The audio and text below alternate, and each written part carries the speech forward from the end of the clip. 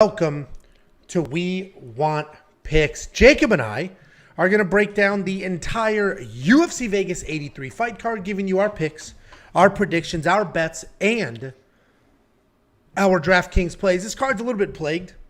2 days ago, there was only 10 fights. Yesterday, there was 12, and now we're down to 11 fights. But we're going to go ahead. We're going to break down the whole thing. But before we break down this fight card... Yeah, before we... Here we go. New hoodie, huh? No. I think it looks like a new hoodie, little crisp hoodie. What is that? I mean, that looks like it's a fucking blanket, I'll be honest with you. It's You're massive. Swimming in it's that. Comfortable. Oh, yeah, I love it. Yeah. So how big is that? Can you pull out the tag real quick? It's at least a 4XL. Because if it's this, it's at least a 4XL if it's big on me. Oh, my God. No, I wear an extra large. This is an extra large. This is big. Okay, shut up. I bet you do. We're giving away $1,000. Can we tell the people about the $1,000 giveaway? 1, a comma, and then 3 zeros. And this is U.S. dollars. Not that Canadian money you people play with that's worth a lot less. This is U.S. dollars. And the only thing you need to do to enter this contest is click the subscribe button twice and then leave a comment. That's it. That's it. Actually, let me fix this. I had the same issue the other day. Comment on the giveaway video. Boom, boom, pow. I mean, I've got that boom, boom, pow. But that's it. We are giving away $1,000. Boom, boom, boom. All right, let me do it. Stop. Boom, boom. This is why people say you're annoying. Not me, though. I would never say that. It's the other people. I think all this stuff that you're reading is a little bit annoying, but... Yeah, no, $1,000 giveaways are real annoying. The only thing you need to do to get the $1,000 is subscribe to the We Want Picks YouTube channel, subscribe to the Picks Nation YouTube channel, and leave a comment on the giveaway video. The links to do all of that are below. And as long as we hit 20,000 on the We Want Picks channel, which we might do by this weekend, as long as we hit 10,000 on the Picks Nation channel, which that's going to take a couple of weeks, but we will get there, then we're going to give you $500 if you happen to be a premium member. And there's almost 3,000 of you.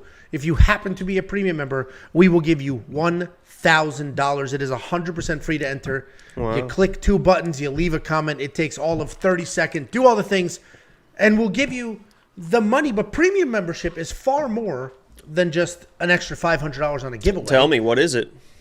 Well, we're going to give you our picks, our bets, our insight. We're going to give you tools and information. And I'm going to emphasize the tools here because any moron can go to a Patreon, click Make Patreon, and then list a couple of bets every week. Anybody can do that.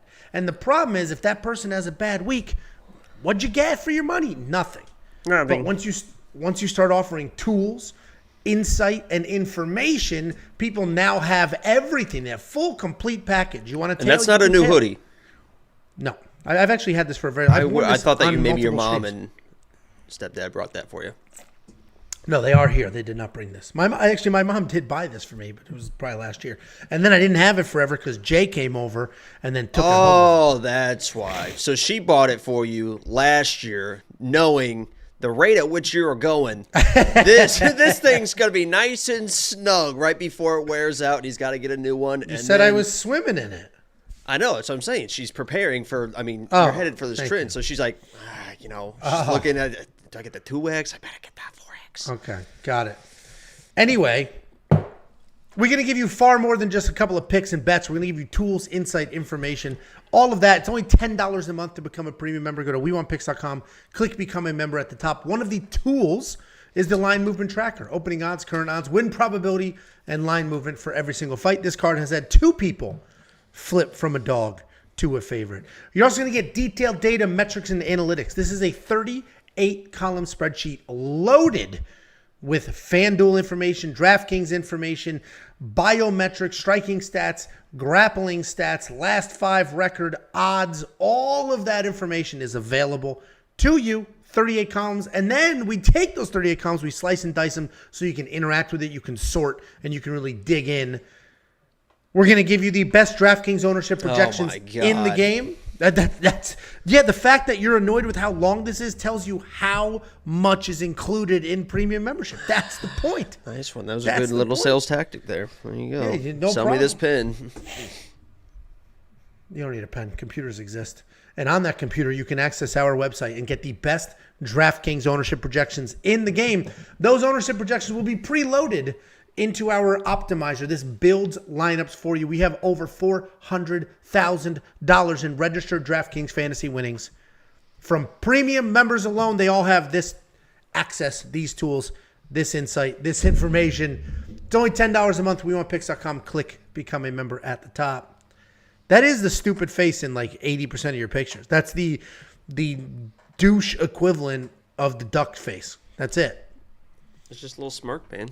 It's I not don't a like smirk. to. If I the issue punchable. is, I mean, literally very the issue is this: is I do like this, like a little smirk or a little whatever, because I mean, you know how good a look I am already, right? I mean, I'm already just incredibly good looking. The issue is, all right, I have to do just the smirk, because if I smile like this, now the teeth are out. And once the teeth come out, I mean, there's just my Instagram has been locked so many times because I get so many DMs. I posted one picture. All right, we're done. Of me We gotta move smiling past one this time, nonsense.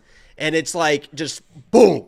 It's like thousands of messages. So I got to keep the teeth. This is a special thing for the stream for my teeth to be out. So Listen, the teeth are fantastic, and money can buy anything. Your parents, and for you to pretend that you bought those teeth is wild. Your parents bought you incredible fake teeth, and congratulations on that. And well done. 3 years of you'll be able to braces. 3 You'll years be of able braces. to 2 years eat of an headgear. apple when you're 90 with your plastic 3 teeth. years of Congratulations. 3 years of braces, 2 years of headgear. Had to wear it to school. I went through fucking hell for these teeth, so I keep them nice and white. I just pitched premium, greatest premium in the space, period, end of story. But for free, you can just follow our socials and join the Discord. The Discord is 100% free, and we have the sharpest community in the world. That is an objective fact. And finally, Oh God. if you want to send us something, we will open Me it too. on the fight. We will open it on the Fight Foods vlog. This is the address. Last time somebody sent us some hot sauce, it was a disaster. Don't send hot sauce, but send whatever you want. We'll open it on the vlog. We'll read your letters. We'll do all the things. Here is that address. I'm ready to break down this card. Are you ready to break down this card, Jacob? At this point, I'm not sure. I was ready, and then we were late, and then you were a little monotone. I didn't feel the energy in the pitch that I normally feel. I think you're a little bit, feeling weird because there's other people in the room. Nobody's in the room. Well, I mean, down the hall. I mean, they're listening, and they're like, sending the This is videos what to he their does. friends and stuff. This is and, what he does in there. Jesus. Okay, well, let's go ahead and break down this card. Opening up the UFC Vegas 83, formerly the UFC Shanghai card, we have Rayanne dos Santos taking on Talita Alencar. I did that in the quick picks video. I don't know why I am not capable of saying Talita. I say Talita. Doesn't it sound like a ghetto southern name? Talita, get in here. Them dogs got out again. Nothing? I don't want to. That doesn't sound like some backwoods redneck name. I've decided today and tonight I am not going to be no interruptions, no outbursts. Wow. Not annoying Jacob. I think we will all be happy to take that. We got Rayanne Santos, 14-6. Look at the record discrepancy between these two women. Santos has an incredible body of work. 20 fights, 5 times the amount of fights that Talita has. And Rayanne dos Santos, also known as Rayanne Amanda, your sports book's going to have her listed a few different ways, is an aggressive grappler. She's fluid. She's busy. She has good striking as well. She's incredibly light on her feet, constant movement and activity. She doesn't get overly aggressive with her wrestling, but she can get it to the ground, and she's got a great balance of ground and pound as well as position control and submission. So she doesn't just get to the ground, get all crazy and loose and slide off. She gets to the ground. She'll look for control. She'll pound away. If she has a move, she'll take a move. If there's a submission there, then she'll grab it, but she's not going to force anything. What I do love most about her and her fighting style is her takedown defense. It is very solid. She will stuff the head. She will sprawl. She'll turn her hips in. She'll do everything she's supposed to do. She defends takedowns very, very well, and she's going to need. Why do you keep looking at me? I'm not. Oh, it looks like because I'm over on your left side. It looks like you were kept looking at me like. I think there's no I'm way looking at. He lasts. I'm not this looking long. at you. No, I don't care. I'm not looking at, if I'm looking this way, it's to see if, I feel like I'm not centered in the camera, but whatever. She's going to need that takedown defense because she's taking on Talita Alencar, who's just a nasty grappler. That 4-0 record is her MMA record. Her actual jiu-jitsu record, Jacob and I talked about this earlier on the phone, she's got every championship you could ever imagine. All the world championships, all the national championships. She's got all. IBJJF World Champion, Stop yelling, it's very 2017. IBJJF World No-Gi Champion, 2016, 17, 2001. IBJJF Pan No-Gi Champion, 2019. European Open No-Gi Champion, 2019. Pan American Champion, 2017. Grand Slam Champion Abu Dhabi, 2017. Grand Slam Champion Rio, 2018. Abu Dhabi World Pro Champion, 2017. IBJJF World Championship, 2018. IBJJF Pan World Championship, 2018. IBJJ or European Open, 2020. IBJJ American National, 2016. UAEJJF Grand Slam London 2020. UAEJJF Grand Slam Rio 2019. IBJJF American National Championship 2016. UAEJJF Abu Dhabi World Pro 2018. IBJJF Pan No-Gi Championship 2019. Those are all her black belts. Guys, remember titles. 2 minutes ago? Sorry for, I'm giving information. Okay. Nasty grappler is what summarizes that. And she wants to come forward. She needs to get it to the ground, and she needs to work with it. Her striking is not very, very good. What are you laughing at? That comment that you timed out. Yeah, fuck that guy. You're not going to come in here on my stream and say shit like that. Like, you want to be sarcastic? Sure. I like you're that gonna guy. You're going to call me a fat alcoholic? Gone. Every 10 out of 10 times. Straight up gone. No telling the truth on this stream. This is not, it's not, this is, people confuse this with a democracy. It is not. I know that better than It's anyone. a dictatorship. Sit down, boy. Sit I know that better than anyone. down, boy. Anyway, we're like way out of control here. Well, it's not my fault because I told you I'm not interrupting. That wasn't an interruption. Talita Alencar, very good grappler. She needs to come forward. She needs to get it to the ground. Her takedowns are not great. She went 4 for 24 on the Contender Series in takedown attempts. They're not very good. But she's very powerful. When she gets it to the ground, you're in real trouble. Even if she's not going to submit you, she has incredible control. You're not going to be able to get up. She's probably the best, at least the most accomplished grappler in this weight class. More accomplished than Mackenzie Dern. I still think Rayanne dos Santos is going to win. She is the favorite. I'm surprised it's not closer to a pick'em. Yes, she's got wild experience levels, but she is a grappler, and she's not the better grappler in this matchup. The only reason I do think she wins, though, is I was pretty high on her takedown defense.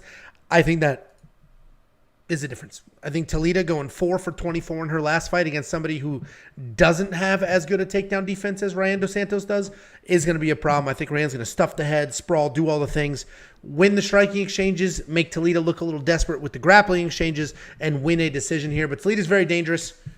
Dos Santos is the pick, but I'm going to keep my money. Jacob Boy, what do you think?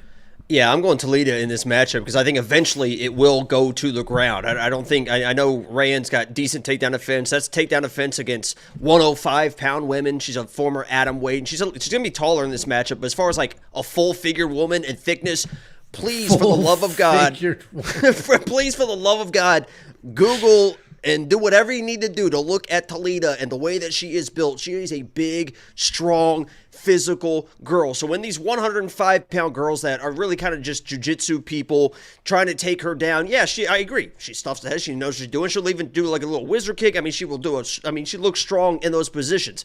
But against Talita, it's going to look a little bit different. She can't even let Talita get close. And there is a world where she does use her length, use her striking, because she knows what she's doing in the striking, and just kind of jabs Talita and keeps her at range and never really lets her get close. But Talita, the way that she fights, she really is kind of a bulldozer in there. She will take shots. She will throw heavy to get into clinch positions. And I believe that if she gets her hands on Rayanne, her takedown defense is not going to hold up because it's just going to be a physicality issue. I think she's probably got the technique, but sometimes the bigger, stronger person just takes you down. There's nothing you can do to stop it. Like February 9th, me and you, if I get you against the whatever, I'm going to take you down. There's nothing that you're going to be able to stop me from taking you down, Angelo, because I'm the bigger, physical, stronger guy. So I think Talita's going to get in a position where there's a clinch position, and she's going to out-physical this girl. And as you mentioned, when she gets on top, it is really, really good top pressure, really good top control, and she can keep those positions. Whether she does it in the first round, maybe does a little bit too much, tries to chase a finish and maybe gasses.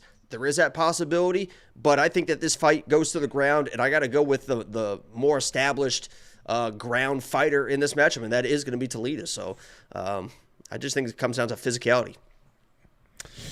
Yeah, I mean, it's not a hill I'm going to die on. I'm not going to go out here and die for Rayanne Amanda. But I do think that takedown defense is what's really going to matter here. And I think Talita is going to get more and more desperate as that fight goes on. We are split here. Jacob far more confident than I am. He actually has some bets on it. I like the value. Out. I mean, if it goes to the ground, I mean, you agree Talita's. Wait, I know Rayanne is a black belt as well, but I mean, this is one of those like there's levels to stuff, and she's just so strong, man. She's just built. Like I'm looking at pictures right now, I bet and you it are. Is like Yeah, I bet you are. $8,300 in DraftKings for Dos Santos. I think that's a fade 10 out of 10 times. She's not going to knock her out on her feet. She's not going to get a whole bunch of takedowns because she's not going to want to be on the ground. So she's not going to give you worth that $8,300 even with a decision win. But $7,900 for Talita, while I'm not on that side, if you think she wins, that DraftKings price point is pretty appealing.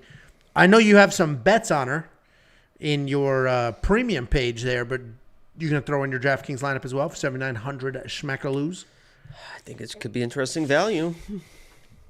Awesome. I think she's at MMA Masters too. I could be wrong on that, but I think she's with Colby which is a pretty decent gym, especially for like a grappling gym. They got Colby and Themba and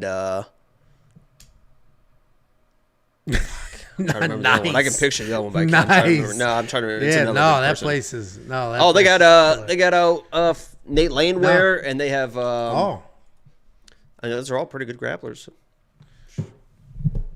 If you want to check out Jacob's bets for this fight, WeWantPicks.com. Click Become a Member. It's only $10 a month. And listen, you made that little crack. Oh, when I get you to the ground. Jacob and I are fighting on February 9th. It is happening. What we're sorting out now, I'm trying to spare Jacob. And I'm not even being sarcastic. I'm trying to spare him. They have Ilya. Yeah, that's what I thought. I'm trying to spare Ilya Taporia. Yeah. No, they don't. I'm trying to spare. He's listed right here, right in between Colby and Nate, right with him. So I'm gonna need to see some training footage. That's not who walked him out in his last fight. Anyway, Jacob and I are fighting February 9th. What we're sorting out is just how big it's gonna be. Is it going to be like in my garage? I'll get some mats. We'll do it like that. Or am I calling the gym up the street to say, hey, this is what we're looking to do. Can we film here? And then I have to beat his ass on camera. And I said, Priscilla? we don't need to fight. And he was like, no, let's fight. And then he screenshot that. That's what I was thinking of, Miguel Beza. And then he screenshot that and tweeted that like I was trying to back out. I'm trying to do him a favor. Like literally trying to do him a favor. But he wants to keep running his mouth and keep doing that thing. I'm happy to do whatever. There's not a weight limit, reckon.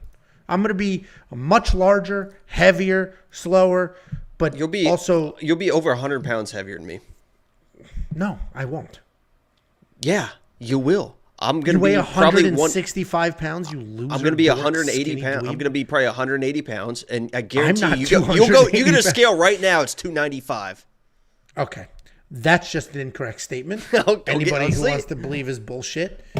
Very easy. I weighed myself on the saddest part for you. The saddest part for you is going to be deflection. I just said I don't weigh that. Go watch a Fight Foods vlog. It's very simple. The saddest part for you is going to be when people actually see this and they're going to be like, oh.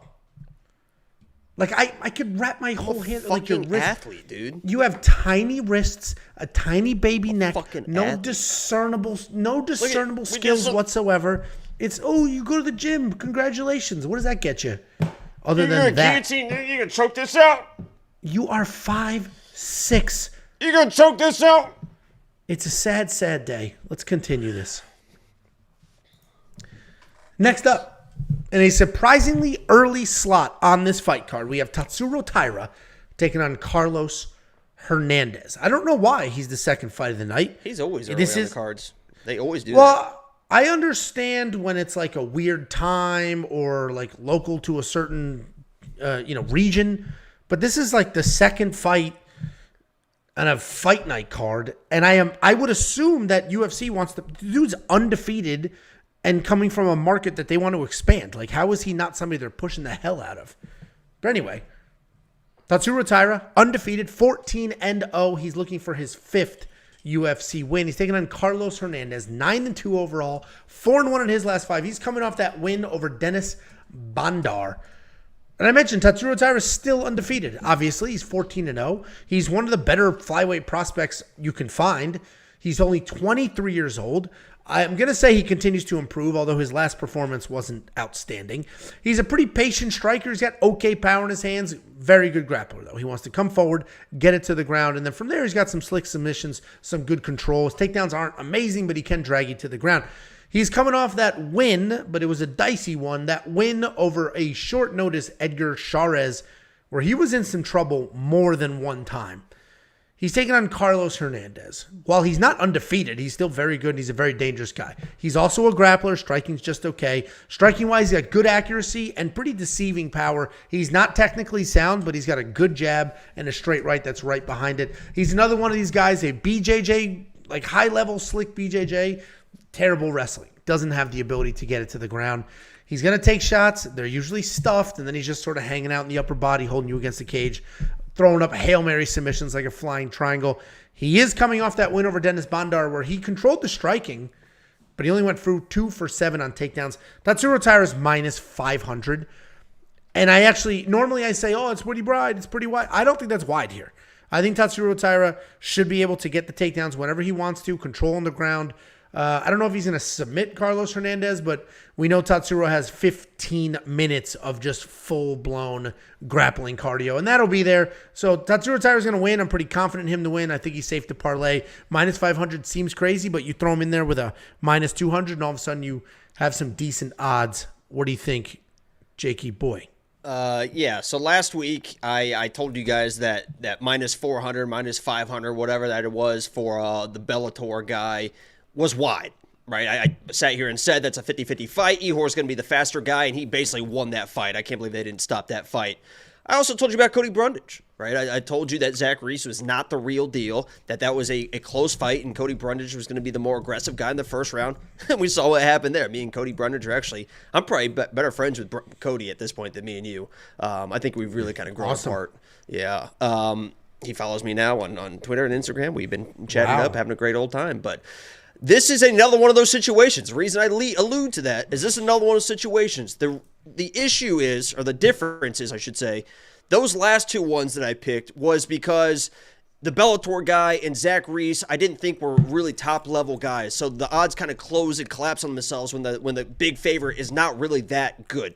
I understand Tatsuro is a good fighter, right? So it's not the same comparison I'm trying to make. Oh, Zach Reese sucked. Tatsuro sucks. That's why I'm picking Carlos. I understand that Tatsuro is a very high-level dude, especially a very high-level grappler. The issue is, when I watch him fight, and as he's kind of moving up slowly through the rankings, because they're being nice and easy with him, right? I think they see it too, that he can do what he can do, but some stuff he can't really do. And some stuff that he can't do is really kind of be that physical type of guy. When I watch him fight, he's a very clean guy. His takedowns are clean. His grappling is clean. And he can get nasty when he's on top with elbows and stuff. I'm not saying he's like a complete pussy, but everything he does is kind of really, really clean. You haven't really seen somebody kind of stop that from happening. You haven't really seen somebody come in and really kind of almost outdog him. And Carlos Hernandez, to his point, is an absolute pit bull. And I know a lot of people are going to go to the Nascimento fight, right? Oh, Nascimento easily submit him. Tatsuro can easily submit him. Nascimento's a huge dude. And Nascimento is not a clean grappler. He is a physical guy. I mean, he just got the back of Carlos, just drug him to the ground, and just choked him out. Tatsuro is a little bit clean. And when he starts missing takedowns, because Carlos is a guy, when he does get taken down, because he probably is going to get taken down, he is not rolling to his back. He is not pulling guillotines. He is getting to his knees. He is getting to the fence, and he is getting back to his feet. And this is going to be the first time we're going to see Tatsuro really have to work and chain wrestle and work to keep control of this fight. And we're going to see some situations where he's not going to get the takedowns. Carlos is the better striker in this matchup. I think his boxing is going to look very clean. And I think Tatsuro is in trouble in this matchup. I think that he's going to struggle with the takedowns. Not really going to have a backup plan. Start the gas, and Carlos is going to be all over him. I am picking Carlos in the upset of the century. It's really kind of creepy. I mean, that's a problem. What's my mother doing? Like, what I bring her here for? Oh yeah, the adults in the other room. Yeah. Go get Nana. Go get Nana in the guest room. Go. Go. Why? I'm streaming. We're at work here. Get out of here. Get out of here. Go and get in your rooms now. Get out of here. Get out of here. Go. They don't care about anything. This is unbelievable. Get out of here. Anything. Go on, get. Listen, I don't agree with 80% of what you said at all. Because, frankly, you said nobody's dogged Tatsuro Taira. Nobody. Edgar Chavez did. Edgar Chavez dropped him. And Tatsuro Taira survived. Edgar Chavez had him in a wild guillotine. I'm talking about in the grappling. Okay, he literally had Tatsuro. Okay, and they were tight and they were there. They were not tight. The very last one was tight, and he's right. The other ones were not tight at all. So one of them was tight. Oh, okay. Got it. Yeah, the last 10 seconds of the fight, yeah, it was a tight. You go, congratulations, Guillotine. He was dog, yeah. Just wanted to make sure. Okay, so let's all be insanely clear. Jacob picked we're insanely clear. Jacob is picking Carlos Hernandez to win. So when he gets smoked, remind Jacob that this is just pent up anger from the Zach Reese fight that you still. I mean, I sat here and told you that he was a fraud, and you convinced everyone that he wasn't. And you're doing the same now. Hey, good luck. Good luck. No, I don't need luck. I do the research. There's no luck with this. I put in the time. I do the research. I hope you get it. You could be the smartest man alive. Or just be the idiot that blindly shoots darts at huge underdogs hoping for the best. Yeah, I had Ehor and Cody. And yeah, it's fucking definitely shots at the dart. They both didn't win. Yeah. That Ehor bet. Yeah. Yeah, it was a terrible pick. Yeah. The Ehor bet paid out? Yeah. Unbelievable. Well, I assume you have bets on Carlos Hernandez? I will, yeah. It's probably gonna get wider. I mean, it was open at 650. I might as well. It's probably gonna be 600 again, 650 or 700 by the time the week's over. Yeah, it's typically how those things go, right? You gonna have him in your DraftKings lineup at $6,800? Probably. He'll get some takedowns. He'll offensive wrestle. We've seen Tatsuro get. You can take Tatsuro down. You've seen him getting taken down as well. You've seen him on his back. 60%. Oh, listen. I'm giving you a hard time. I do not think Carlos Hernandez wins this fight. I'm just giving you a hard time, obviously. I do think that was not a clean win from Tatsuro last time, but he did deal with some adversity, and that was nice to see. We don't see that very often. That was nice to see. And I believe in him even more. I trust him. I think he absolutely gets this done.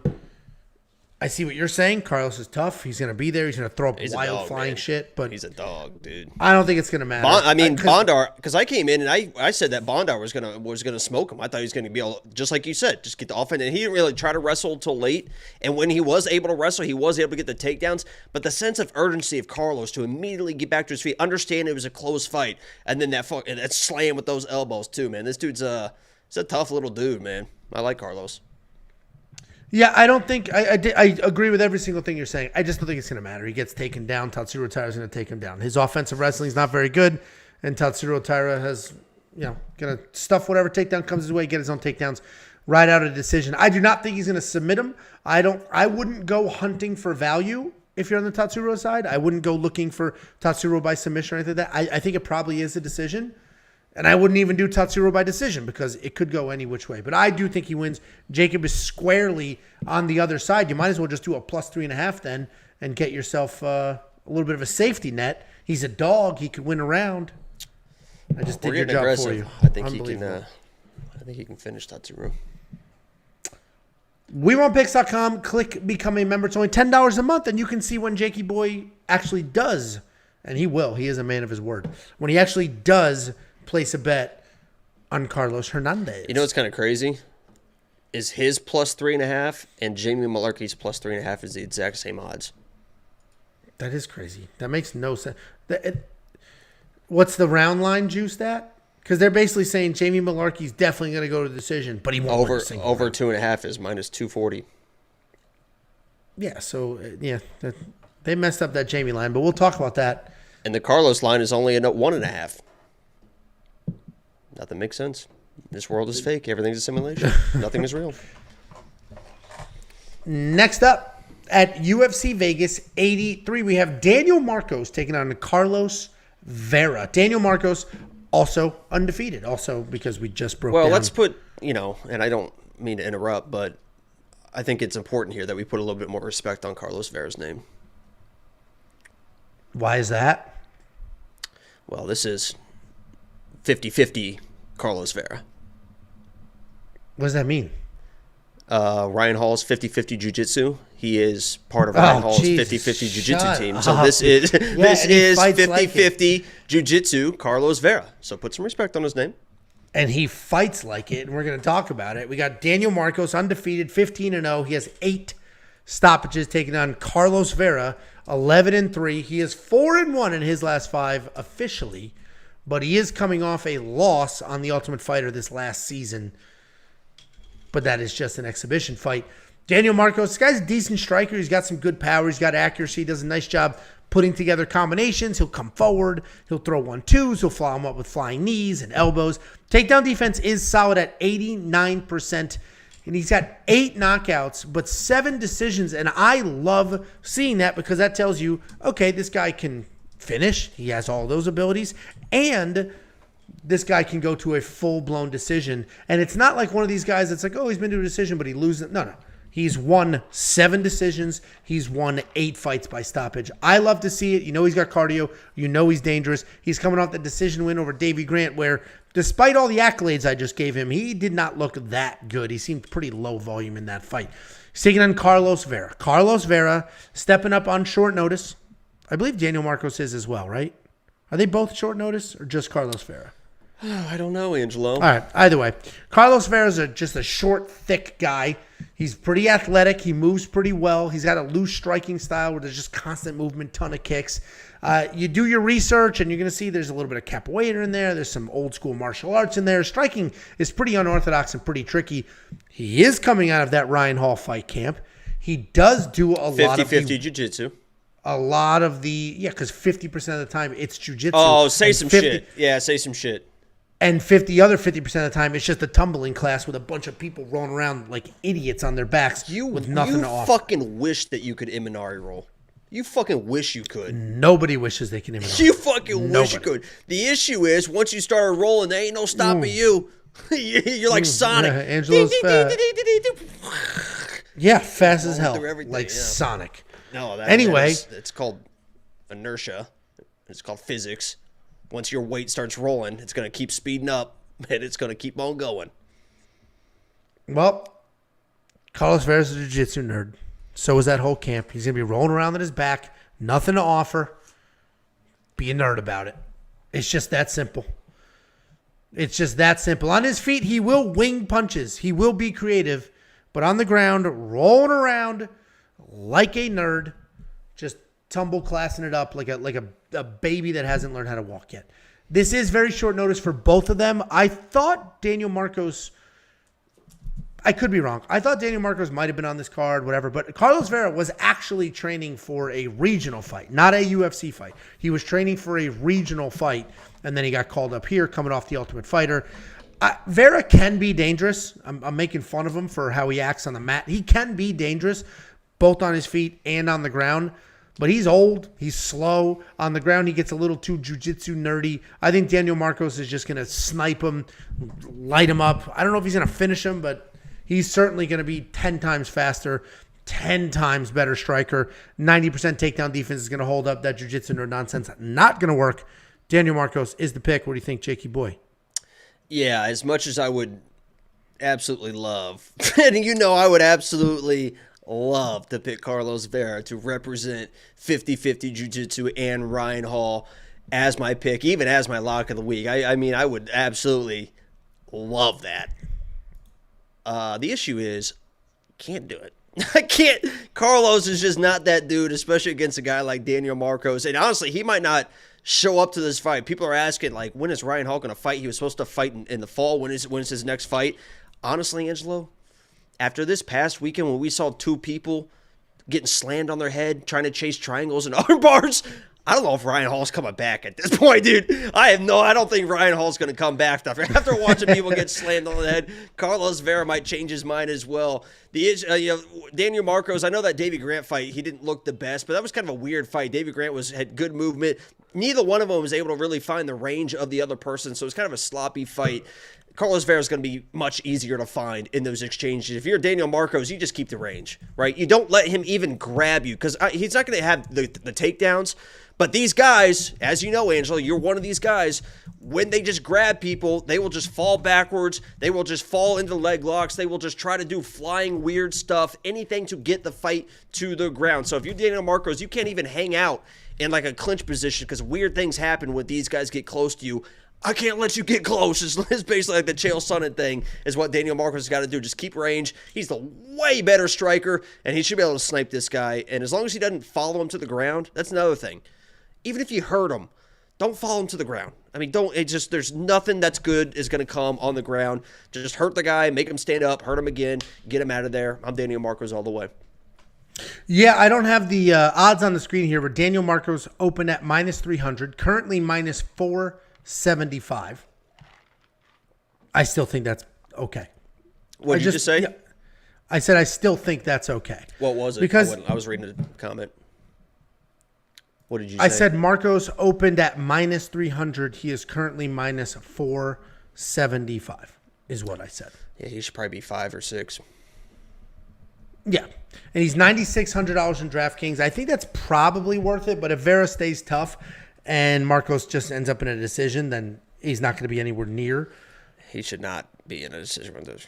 Or potentially win by finish. I mean, yeah, Carlos Vera's 36 years old, wants it to be on the ground. Marcos is dangerous on the feet, has very good takedown defense. This is not like an easy just come forward and get it to the ground kind of fight. So I think Vera probably going to get lit up here. We're both on the Daniel Marcos side. Do you have any bets on this fight? Yeah, your camera's lagging. You might have to leave and come back. You lagged out for a second. I just checked on YouTube. No, they're complaining in the chat too. So no, I'm good. It happened for like a half a second. Okay, it's because somebody called me and I'm on a MacBook and then my Mac is like didn't know what to do. I think it is screwed everything up. Yeah, but we're good. Yeah, I know it's who called. Was it Glover? No, it was work, which is super annoying. Do you want to take that call? I do not. Okay. I do not. I asked if you had bets on this fight. Did you answer me? I do not as of right now because there's no props available. I don't play the money line, so. Yep, and the money line was locked for parlaying, but as soon as that unlocks, I will probably make something happen with Daniel Marcos. Pretty confident in him, and I think he absolutely gets this done, even though there is a little bit of a short notice aspect here. If you want to unlock those bets as soon as they hit, make sure you go to WeWantPicks.com. You click become a member. You become a member for only $10 a month. Then go to the account page and link your Discord to your account. Once you link your Discord to the account, you will get alerts to your phone when we place bets and when we do things. Fights like this, last minute, waiting for props to drop. We just had an opponent drop Nascimento's off this card. Maybe they replace him. Actually, that is how I felt about that. I was pretty confident in him. All of a sudden, they replace Nascimento. You want to get those bets.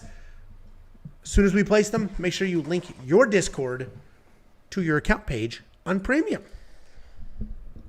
Yeah, what did you think about that GTA trailer? Did you watch it?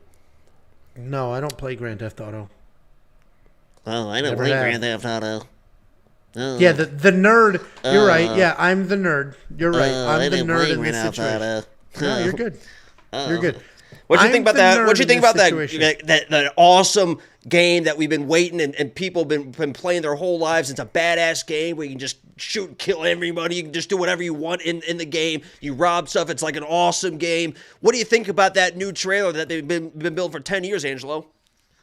Oh, I don't really play it. I don't really play. I'm not a nerd, so I don't really play GTA. I'm just, I'd rather sit and with my box wine and watch HGTV.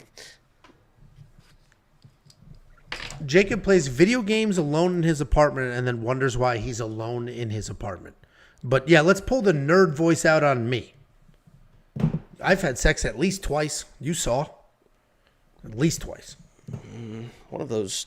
They're both mine. They look just like. Actually, they don't. Thank God. Well, I think one does, and it's unfortunate. But like that, you realize that's not okay, right? What? That your kid looks like you? Like I thought. No, That'd be to a make good it thing. sound like I have ugly kids.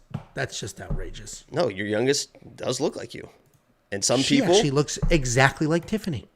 And some people would say that's a good thing. There was at least one person who thinks that would be a good thing if somebody looked like you.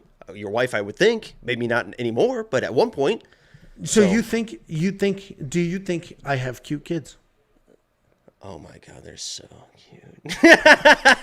Pervert.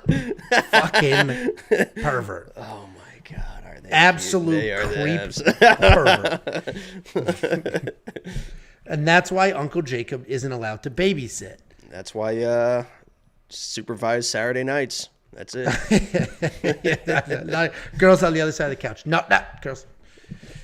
Next up at UFC Vegas 83, we have Stephanie Egger taking on Luana Santos. Stephanie Egger 8-4 overall, 3-2 in her last 5, coming off the quick loss to Irina Alekseeva.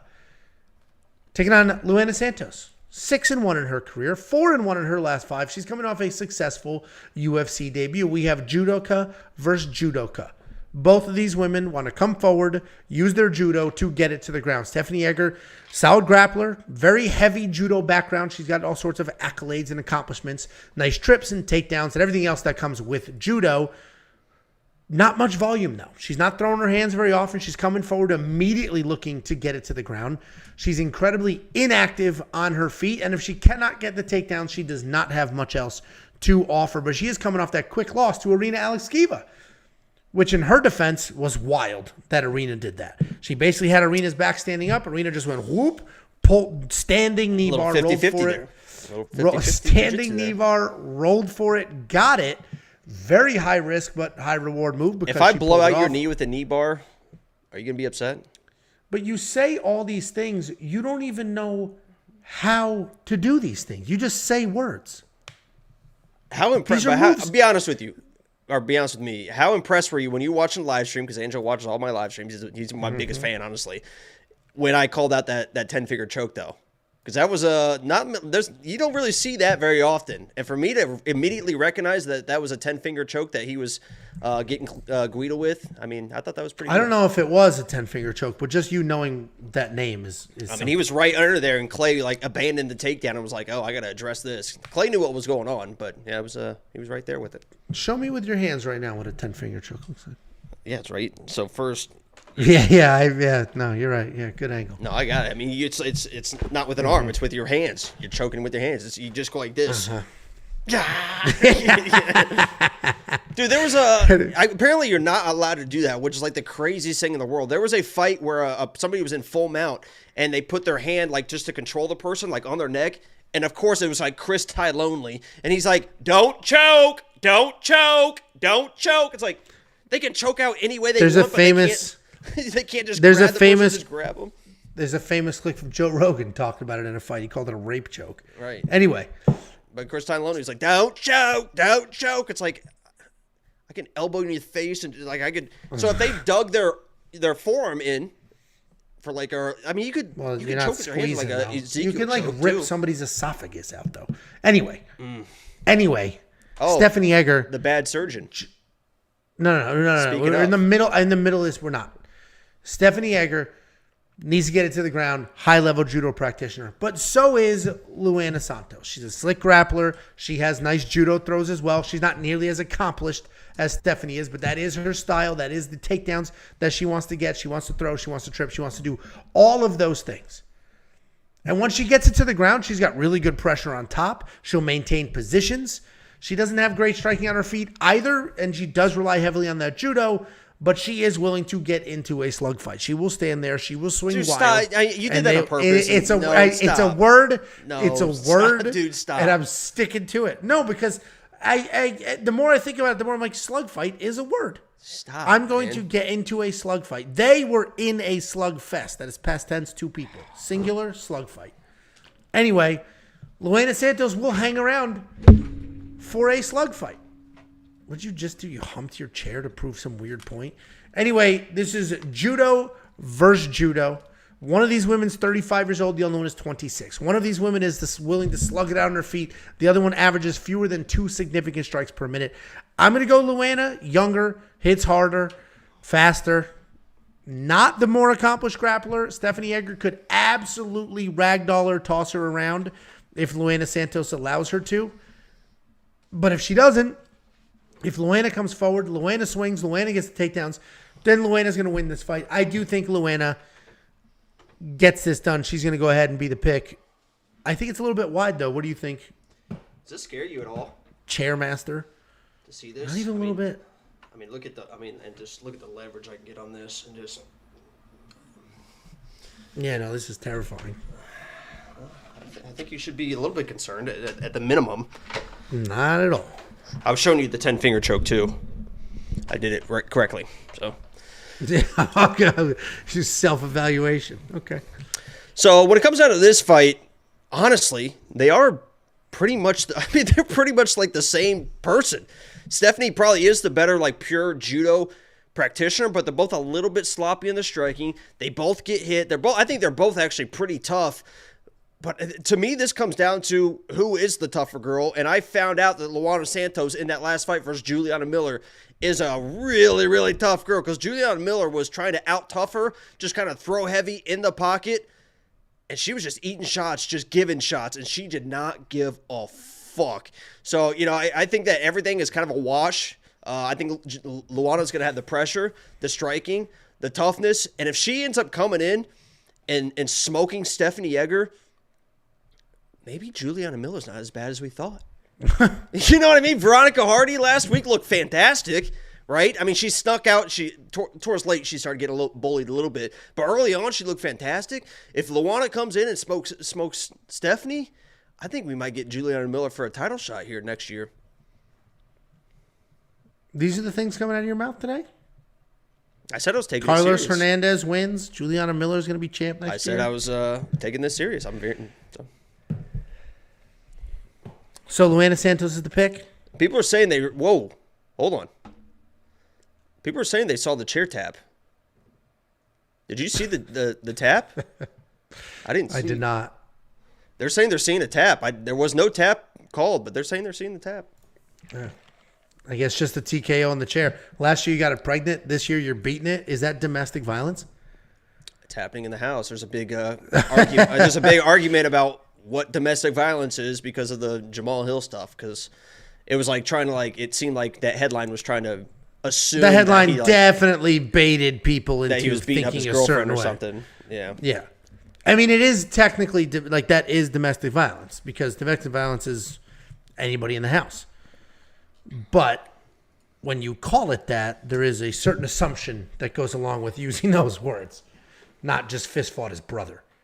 And were they both arrested? Because most states, for any domestic violence call, they're either both arrested or I guess it's a mandatory arrest. So they could have just gotten into a fight and shook hands and been done with it, but they literally have to arrest somebody no matter what. Somebody called the cops. But I'm saying it might not have been them. It could have been the neighbor. He was only charged with and it wasn't his brother that pressed charges. It was the prosecution. It was only a misdemeanor. So so then they must live in They must live in a state where it's mandatory, because they're like in New York, for example. If there's a call for anything domestic, they have to arrest somebody no matter what. How do you know? We showed up. We have to arrest somebody no matter what. Have you ever been in cuffs? I'm not a cop. I'm not a cop. If that's where you're going, I've never. Have you ever? Well, we're not. You can't say that you're a cop, obviously. But have you ever been in handcuffs? No. Really? Why would I have been in handcuffs? I don't know. Maybe just when you're getting nipples pierced on the Jersey Shore. I mean, it seems like a guy that gets thrown in handcuffs every once in a while. You know what I mean? Like Jesus. No. Never been arrested. I mean, that is. You're right. That's not a. I mean, the guy leap. that's got his nipples pierced on the Jersey Shore with tribal tattoos and was a wrestler in high school. I mean, that's the playbook there. It doesn't get any deeper than that. I'm a tough wrestler with tribal tattoos, nipple piercings, and I go to the Jersey Shore and hang out on the weekends. You're not wrong. If I was you, I would have been laying people out left and right. All honestly. those. No, we definitely had wild 20s. Did all the things, just didn't get arrested. Ooh. But anyway. Ooh. Never got caught, he says. Anyway, do you have any bets on Luana Santos? I'm taking this podcast serious today, and Yeah. I don't as of this moment. I think those odds, are a little bit wide. Honestly, I think it's a close fight. I think this is a really close fight. I think Luana's just gonna dog her a little bit. I don't think it's close, but I do think either one of them could win. Like if Stephanie Egger starts tossing Luana around, that's it. She's getting tossed around. It is what it is. But if Luana gets this to the ground, then Stephanie's in a ton of trouble. So I don't think it's close, but either one of these women could win, no problem. So we're kind of saying the same thing. That's not close. That's not a close fight. A close fight is a back and forth fight that ends up in a split decision. That's a close fight. At one point, my wish for 2024 is that at some point you break down a fight and have some sort of conviction. Something like, I know. I had a good amount of conviction on what's his name. What? Oh, yeah. I also picked Veronica Hardy, though. I was pretty positive she was going to win. So. And I thought she lost that fight. And Drakkar Close, all over him. So there's some conviction. He came out to Young Dolph, and we knew that was over. You like Young Dolph? I don't know. Dude, you saw my life. I can't even do this. You see the sweatshirt? Animals. I mean, what the fuck is on this fucking hoodie? It's like a wilderness hoodie or something. It is the most comfortable piece of clothing I own. And I got a Midwest chopping, baby. Isaac Dolgarian. Isaac goes to Factory X. Cody Brundage. Yeah. Well, anyway. Sore subject. $7,600 for Stephanie Egger. If you think she gets the judo going, then she's absolutely got to be in your lineup. $8,600 for Luana Santos. It seems like a lot of money, but all of a sudden she slugs it out on her feet, gets a toss in there, gets it to the, like, all of a sudden she can be worth that money. This, while they're very wide price points, this may be a pick your side. You probably need exposure to both of them. When did you take that? When did you take that picture? I mean, that looks exactly like you. That doesn't look anything like me. WeWantPicks.com. Click Become a Member. It is only $10 a month. Next up. We get it. Next up. Switch slides. Switch slides real quick. Next up. We've got Steve Garcia versus Melk Costa. Is that how that you're saying that's how he talks? Aussie accent. Can you do an Aussie accent? Oi. I throw some shrimp on the fucking barbie, you wanker. Next up, at UFC Vegas 83, we have a rebooked Steve Garcia taking on Melk, not Melky, Melk Costa. Steve Garcia 14-5 overall. 3-2 in his last 5, coming off back-to-back knockout wins, taking on Melk Costa. 20-6 overall, 3-2 in his last 5, coming off his first UFC win. This fight was supposed to happen last week. It was canceled before weigh-ins. I didn't know why, but the community pointed me in the right direction. Steve Garcia had an issue, a medical issue. Apparently he was hospitalized. Has to be weight cut related. Like, why else would that have happened? And they went ahead and rebooked it for this week. The odds are wider. Last week, Melk Costa was like minus 210. Then he opened that minus 250. He's already minus 270. And I get it. Steve Garcia was one of the more live dogs last week. I loved him. I didn't pick him to win necessarily, but I knew he was a live dog. I said you should have some exposure in your DraftKings lineup, all of those things. But now we've got medical issues, rebooked a week later. I don't know what those medical issues were, but he was in the hospital a week ago. And now he has to cut all that weight and do it all over again just 7 days later. Doesn't seem like a normal timeline. But anyway, Steve Garcia is insanely tough. He's actually a very good grappler. He's going to come forward. He's going to bomb away on the feet, get some takedowns, and then bomb away down there. Boxing is decent. Takedowns are decent. He's all heart, all dog. He's going to come forward. He's going to bang away. He's going to make some stuff happen, stay in your face.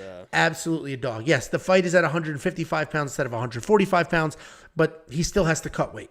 He doesn't walk around at 155 pounds. Well, He's still going to have to people- cut weight. No. Some people, when they lose weight, they don't just immediately put it back on.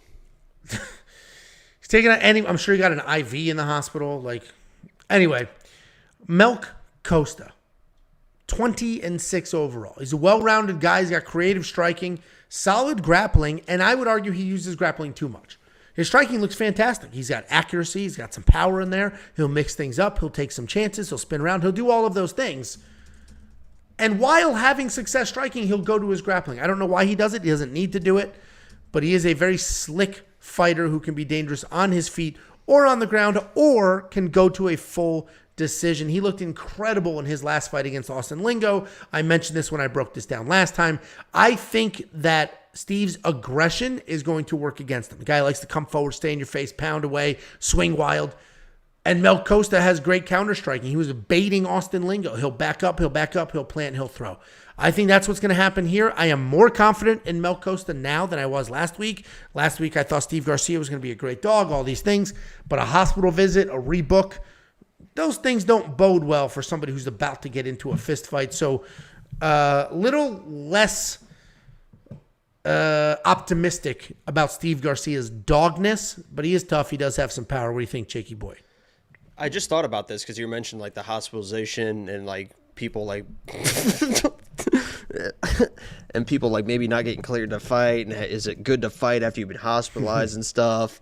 And it just dawned on me that I don't know if you've had an athletic event since your diabetes diagnosis. I've never been diagnosed. I do not have the Beatties. I haven't been diagnosed with the Beatties. I have no Beatties symptoms. These are just false narratives from Jakey Boombaloots. What's your blood sugar at right now? Do you have the thing with you? Let's take it. We should every. Isn't it right here? Can we just do the fights and do the bullshit between the fights? Honestly, every week we should have randomly we'll be womp womp womp, and it's the whole chat guess Angelo's blood sugar, and then we see what your blood sugar is, and closest one gets $50 or something. I think it'd be a lot of fun. You know what I saw a streamer do that I think no, that can you would do be me real do cool? me a favor? Listen, I'm all for the bullshit. We have to do it between the fights. We can't do it mid breakdown. That fucks the whole flow. There's a flow. Yes, sometimes people need to hear what's happening. For fuck's sake. I think so Steve Garcia is he's tough. He's tough and he hits hard. And Melk is probably the better fighter of the two. The thing I worry about the most is Jesus. is Melk getting into a fist fight, getting in. I mean, I know it's a fight, but getting into getting baited into a brawl. Because Steve's gonna have some real power, and he definitely can knock out anybody. And but I think Melk is gonna be able to keep the distance, maybe mix in a grappling or two. And then as the fight goes on, it should favor a guy like Melk. So I get the odds, and I'm picking Costa. Okay, good. And you're more confident in Costa now than you were last week? I don't know. Okay. All right. Guys, when you leave nasty comments,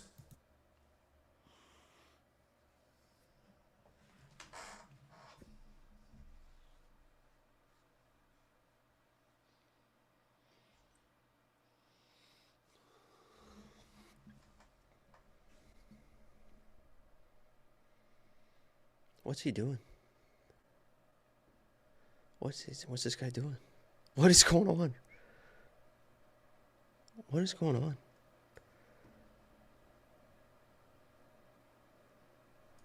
No, I can't hear you. I can read your lips, but I can't hear you. Can't hear you, Angelo. What'd you do, buddy? We're gonna have to do. All right, now you can hear me. I literally, my computer. Oh my God! What an absolute joke. This is can we I'm trying to. I told you I'm being serious. This is insane. Anyway, I don't even know what I was saying other than I said, are you more confident in Melk this week than you were already last week answered. because of the hospitalization and that stuff? Do you think the hospitalization matters or no? I don't think it is what it is. Somebody's going to win, probably. Wow. Okay. All class from Jakey Boy. Damn, you're like in a shitty mood now. Holy shit, I can see it in your face. Did you think I was my fucking with computer you or just something? messed up. No, I knew my headphones gave out. I thought the microphone was okay. Oh, now you're laggy again. Did somebody just keep calling you over and over? No, a program on my computer just updated right now. All right, let's just be normal about this, Jacob.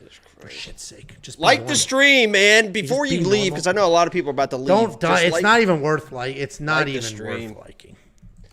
This is it's not worth it. This is a This disaster. is all you too, man. I mean, I try to do what I can to carry this show, but you make it hard sometimes. That is true. That is true. You I make will it say, hard. I mentioned several times I am more confident now in Melk than I was last week. And I don't have action on it yet. Like you said, we don't have prop bets for these two new fights. As soon as we get prop bets, I may make something happen. That hospitalization matters a lot to me as far as my analysis goes. So I'm probably going to make something happen. Are you going to put some money up when you see the prop strap? When's the last time you were hospitalized? There's so much. There's so much going on right in front of me right now. It's insane. It just makes me want to just fucking tank this whole thing, man. Because I can tell anytime you're getting flustered, I just want to just break your ass. I told you work called me before. That's what gave out my microphones. And then now I'm getting all these texts about an issue. And it's just like, Well, let's hurry up. If you stop fucking dilly down, we could already been done. This is an 11 fight card. What are you doing? Come on, let's get to the next one. Next up, at UFC Vegas 83, we have Hyun Sung Park taking on Shannon Ross. Hyun Sung Park is 8-0. He's undefeated in his career with 7 finishes. He's taking on Shannon Ross, 13-8 overall, 1-4 in his last 5. He is looking for his first UFC win.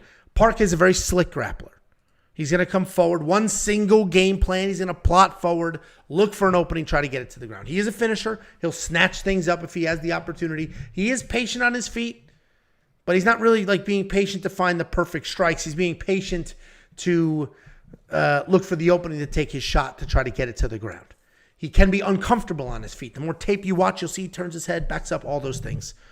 And he's coming off the late submission win where he was knocked down and only went 1 for 3 in takedown attempts. So he really needed that submission to get it done. Taking on Shannon Ross. I know you're very quickly going to judge him. 1-4 in his last 5. He's riding a couple of third straight finish loss in a row. Like, there's a lot going on there. But with that being said, I think Shannon Ross is a little bit better than his last 5.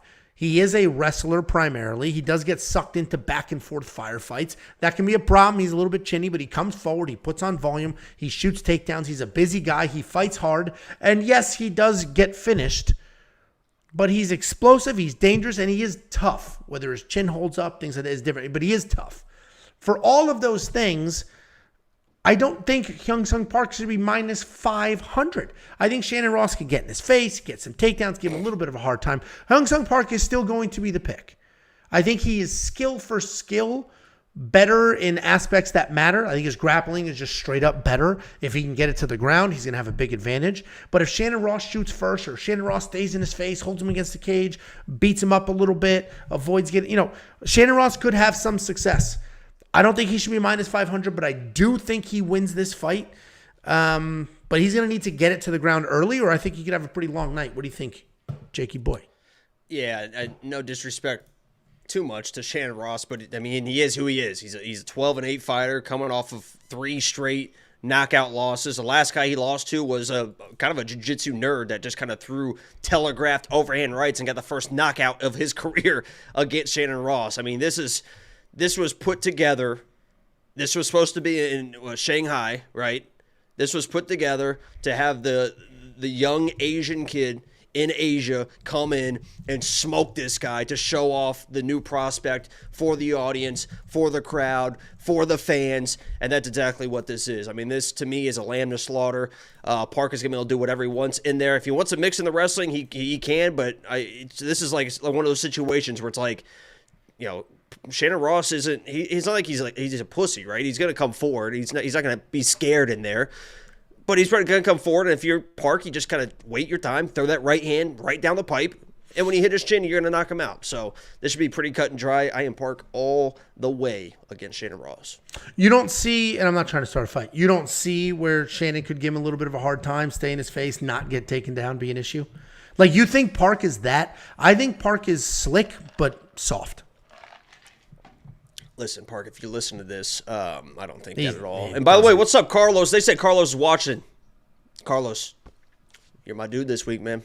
Big fan. I think you get it done. This guy up here thinks you're fucking trash, thinks you're terrible, think you have no chance in the world. But me, I'm your boy, man. Let's do this, Carlos.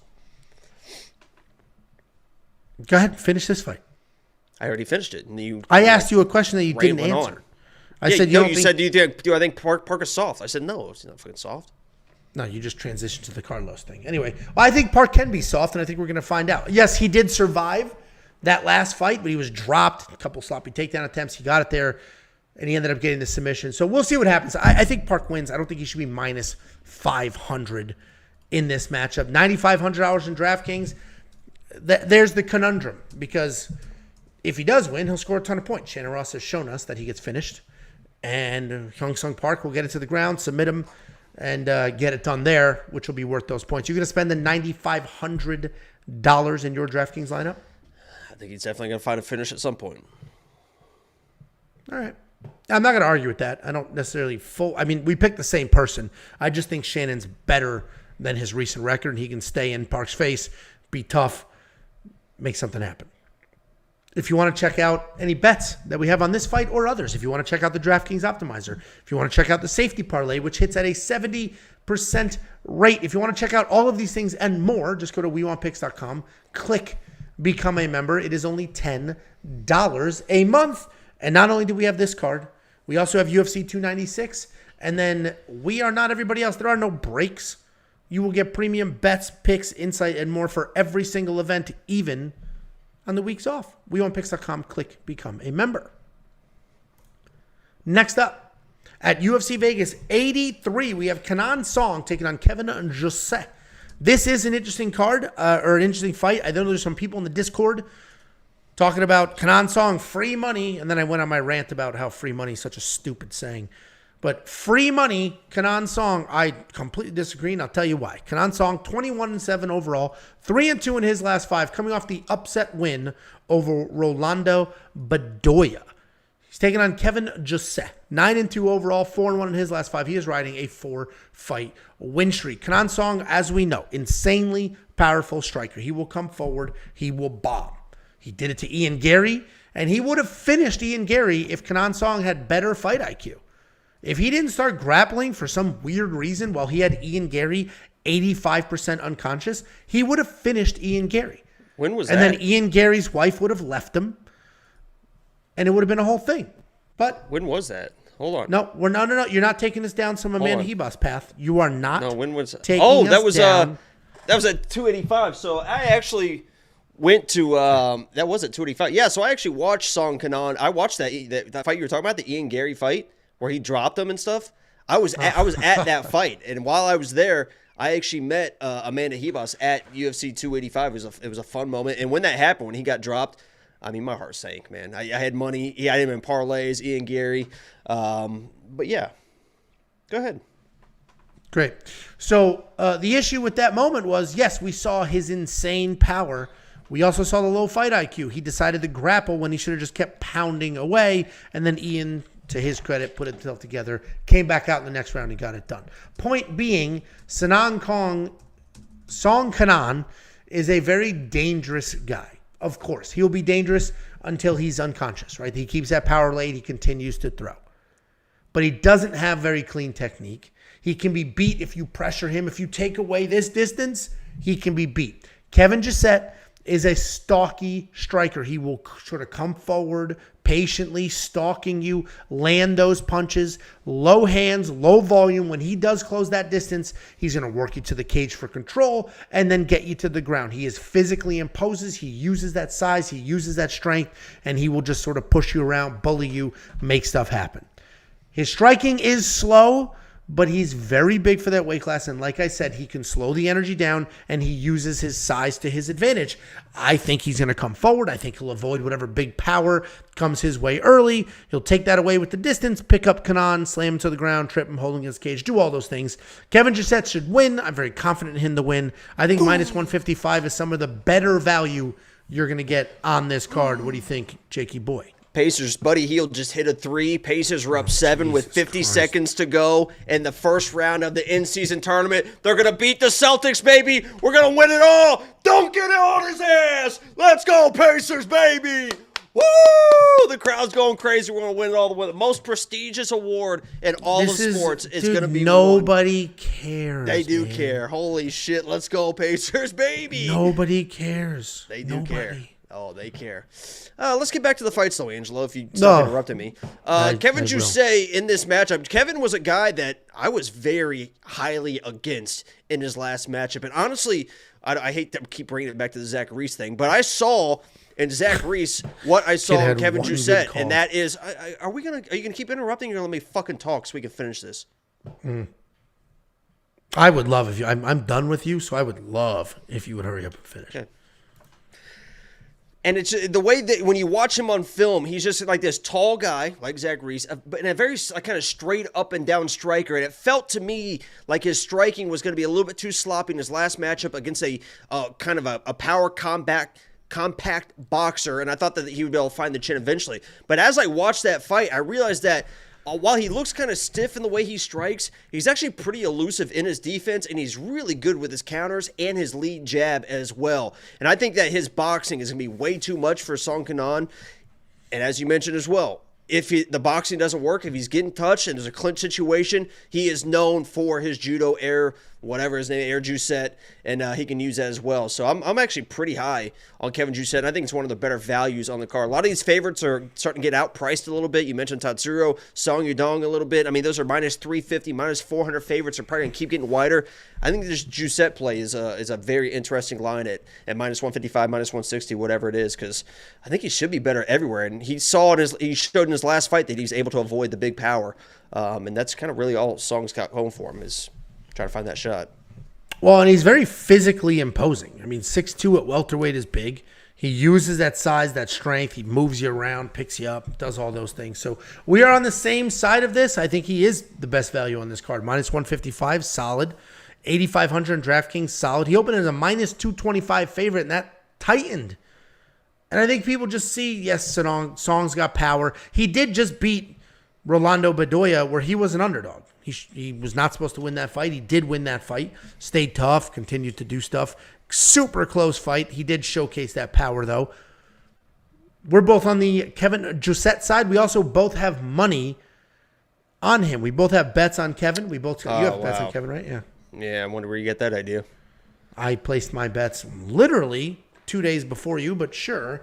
WeWantPicks.com. Click $10. Click become a member. It is $10 a month, and you're going to unlock everything, including... Oh, you want a parlay. Okay. Even better. Even better value. WeWantPicks.com. Click become a member. It is only $10 a month. I also think $8,500 in DraftKings is a great value spot. Air Jousset. Next up, at UFC Vegas 83, we have Jun Young Park taking on Andre Muniz. Jun Young Park, 17-5 overall, 4-1 in his last 5, riding a 3-fight submission win streak. He's taking on phenomenal grappler Andre Muniz, 23-6 overall, 3-2 in his last 5, riding a 2-fight stoppage skid. Andre Muniz, just 2 years ago, was a big-time prospect. He was a BJJ assassin, getting stuff done, phenomenal grappling. Everybody knew that. And then all of a sudden, he had some good hands.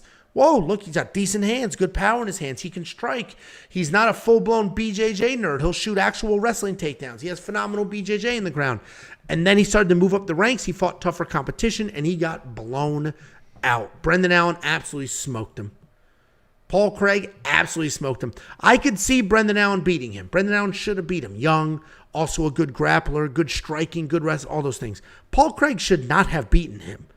Right? Paul Craig, grappling, not great striking, just sort of like losing to a phenomenal grappler is exactly what was supposed to happen in that fight. But instead, Andre Muniz got pushed, got moved around a little bit, and folded. Bit of a quitter, 2 fights, bit of a quitter, breaks under the pressure. But skill-wise, phenomenal grappling. His striking actually looks pretty good, and he does have some sneaky power in there. He just seems to be breaking. He seems like the kind of guy that hit a rhythm late. Like, how old is he? He's only 32. He seems like the type of guy that started late, hit a rhythm late, and now he's like 38, 39, got knocked out, submitted, and he's done. Steep fall off. Like a Beneil Dariush, significantly older than they actually look or are. That's what feels like what's going on with Andre Muniz. It's going to be a far fall from the top. And he's taking on Jun Young Park. This guy's going to come forward. Nothing about him is amazing. He's not incredible anywhere. He's not unbelievably slick at one thing, but he's a grinder. He's got a good jab. He's got good cage control, decent setups, decent takedowns. He's not very dangerous. Yes, he did just win 3 fights in a row by submission, but he's not very dangerous. But he's going to come forward, work you against the cage, drag you to the ground, beat you up, stay busy, not quit, stay in your face, do all those things. Just good old-fashioned grit, toughness, and just, a well-rounded enough set of skills to get him through fights. And I think he wins this fight. I think he's going to come forward. He's going to grind on Andre. He's going to get him down. And that's it. Andre's not going to have power that Park hasn't seen. Andre's not going to have jiu-jitsu that Park hasn't seen, especially now that we know Andre Muniz is the epitome of everybody has a game plan until they get punched in the face. He's the epitome of that. He's on the ground. He's on his back where he wants to be. He gets hit in the face. Everything goes out the window. So Jun Young Park should win.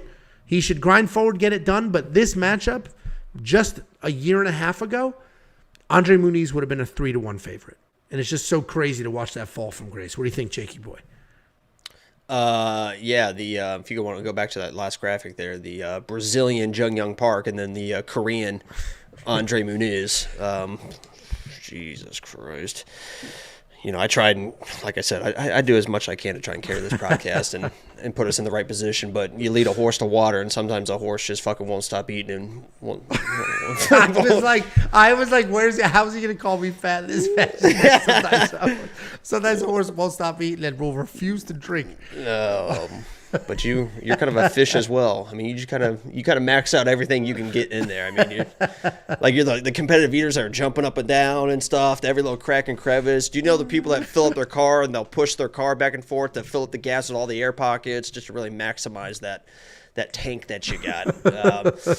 Listen, I'm never going to pick against Jun Young Park again. He is one of those that I have labeled as never going to pick against until I see him lose, because this all started with the Joseph Holmes fight. I'm sure you remember the Joseph Holmes fight. He was about to fight Joseph Holmes, and I said, I think both these guys suck. Joseph Holmes did not like that. I mean, he told me that he was going to beat my ass, and he was talking a lot of shit, and then he ended up getting finished by Jun Young Park, so I appreciate Jun Young Park for doing my dirty work for me. And then he came against Dennis Tululin. Dennis Tululin's not the best guy in the world, right? But he made it look easy, and I think I even picked him against him with Dennis Tululin, because I thought, Jun Young Park is just kind of a very average guy to me, leading up to these fights, what I thought. Then he fights Albert Duraev, and I'm like, Duraev's going to smoke this guy, because Jun Young Park is not a dangerous guy on the hands. I didn't think he was that dangerous in the grappling, in the wrestling, and then he comes in against Duraev and just made that look easy as well. Jun Young Park is one of those guys, honestly, at this weight class, at 185, where there's a lot of weird things that happens at this weight class. Jun Young Park is a guy that's strung four together. Honestly, 5 of 6, but Greg Rodriguez is actually a decent loss to have him. He got knocked out, but he strung 4 together. If he beats Andre Muniz, it's going to be 5. This might be a guy in late 2024, 2025, where we're like, does he deserve a title shot? I mean, this is like one of those weird guys that's just going to be, he's good enough to just kind of be good everywhere and beat these guys that he should beat. And Andre Muniz, you nailed it. I mean, I just don't think he is that guy anymore. I think he's one of those people that, and I think Aljo's going to run into this issue as well, that when you're on top and you're the guy and you're supposed to beat everyone and you have that feeling of kind of invincibility that I'm going to go out and just smoke everyone because I'm this high-level guy and I can do what I want, and then you lose that, I think you lose your edge. And I think Andre Muniz is one of those guys that kind of lost his edge. And Park's going to come in, either stuff a takedown or two if Andre tries to wrestle early, as you mentioned, get his own takedown. And he's just a more well-rounded guy. I like Young Park in this matchup, and I'm never picking against that dude again. I mean, he's made me look stupid a number of times, and maybe he does it here when I pick him. But I like Park, man. He's a well-rounded dude. He's a cool dude as well. Yeah, I mean, it's tricky because he's not the more talented fighter here. He's not the better fighter in this matchup. But he's the grittier fighter, the grindier fighter, the dirtier fighter. Like, he is the guy that can come forward, grind out the win. I think he's a better and fighter. Make it happen. I think he's a better striker. I think he's a better wrestler. Potentially, I don't think he's the better wrestler. Potentially the better striker, but Andre Muniz has some technical striking. Young Park was ragdolling people. Go watch this. Young Park was ragdolling Shavkat on the regional scene. People love Shavkat. That dude was ragdolling Shavkat. Well, in the UFC, he only has a 50% takedown accuracy, and I've seen him struggle with takedowns. Well, I'm not saying what does it say about Shavkat? Because I think I'm fully on board. Shavkat sucks. I think he sucks. Okay. Jacob just said. Now he's going to get exposed. And how many times have I been wrong when I say people suck? Anytime I say somebody sucks. Often. Anytime I say somebody sucks, they always suck. Okay. I can't go through the list, but from this moment on. The only time I've ever been wrong about that, it was with Bilal. And Sean Brady was the one that exposed. You said Sean Brady sucks just last week. No, I didn't. I said his striking sucks. I never said his grappling sucked. That was very clear. Anyway, we're both on the Young Park side. And I guess my point there was he's going to win because he's grittier, he's tougher, he's going to come forward, he's going to do all of those things. While Andre Muniz, very talented, on paper, has all the tools, the skill set, but we've seen him sort of fold under pressure, and Young Park's the exact type of guy that will not fold under pressure and will give you some pressure as well. So $8,800 in DraftKings, I guess that's worth it if you think he will break Muniz. You think he breaks Muniz? I think he's got that opportunity. He's like one of those weird guys that, like I said, he wasn't really a finisher. Now he's kind of turned up the pace, turned up the pressure. Yeah, he was not a finisher his entire career. And then all of a sudden, 3 submissions in a row. Now, if you look at it a little closer, it's like, this isn't the best competition ever, but he's doing to them exactly what you're supposed to do. Joseph Holmes not going to like that. Yeah. So the threatening to beat the shit out of you is so funny. It's like, yeah, you're a 6 whatever the hell professional athlete. Oh, I got the I'll read it real quick. Hold on. Yeah, Jacob. So while he's getting that, he said, as he told you, that he picked Young Park to beat Joseph Holmes. He said Joseph Holmes sucks. Joseph Holmes, we tweet all the breakdowns out. Joseph Holmes saw that tweet, responded to it, and then Jacob printed that tweet out and put it on a hat. You're not going to be able to read it, but I'll read it for you. I did put it on a hat, though. He said, "Tell your boy Jacob I will beat you up as disrespectful you're being, kiddo.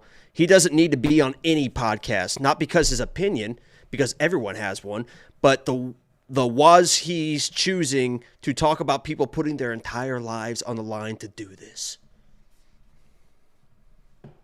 He's got a point. I would love to see Joseph Holmes beat your ass, honestly. I would love to see it. Oh. Instead, I'll do it. On February 9th, Jacob and I are fighting, and I'm going to behalf of Joseph Holmes. You're going to have a little patch, like he died. Yeah. Joseph Holmes patch. He's with me today. Anyway, if you want to unlock all the bets we have here, WeWantPicks.com. Click Become a Member at the top. It's only $10 a month, but it's not just bets. You're going to get round line leans for every single fight, confidence levels for every single fight. You're going to get 7 analysts worth of picks, insight, bets, and you're going to get tools and information. WeWantPicks.com. Click Become a Member. It is only $10 a month. And we have said this many, many times. Fighters are some of the, not all of them, obviously, some of the most emotional, low confidence people you're going to see. More, I also and it might be every sport, but the fighters are it's much more obvious. Also, what? Well, this week or yesterday too, I got a little Instagram notification. I didn't see it in time, but I saw Joe Pyfer sent you a message request, and I looked and he put me in his story, but then he deleted it, so I don't know what it was, but I assume it was me talking shit about Nancy Philly and Sean Brady or something. But the issue is, nothing that I said was disproven. I said that they can't strike for shit. Sean Brady was just wrestling the whole time. He's obviously a good grappler. I said the whole camp. I literally should be, honestly, Sean Brady should be thanking me. Because I said that can't strike. They can't do anything in the striking. They're all going to get knocked out. And what did he do? He finally fucking wrestled. That's what that camp should be doing this whole time. If Pat Sabatini did that the whole time, he'd still be undefeated. If Sean Brady was doing that, that's what he'd be doing. That's what they do. They're fucking fantastic wrestlers and grapplers. The issue was they thought they could strike. I convinced that camp that they didn't know how to strike, so Sean Brady came in and wrestled. I think I should get a thank you. There you go. We'll be waiting. Next up, at UFC Vegas 83, we have Nasrat Haqparast taking on Jamie Mullarkey. Go ahead. Feel free to flood the comment section with Jamie and Jacob. Look exactly the same. Hey, Jacob. I can't believe you're fighting Nasrat. Hey, Jacob. Where are your eyebrows? Hey, Jacob. This looks like, why are you so short? Hey, Jacob. Where's the rest of your dick? Hey, Jacob.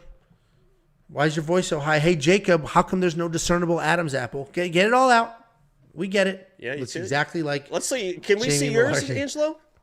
Yeah, I didn't think so. Let's look at the Adam's apples real quick. All I see is Nasrat Haqparast.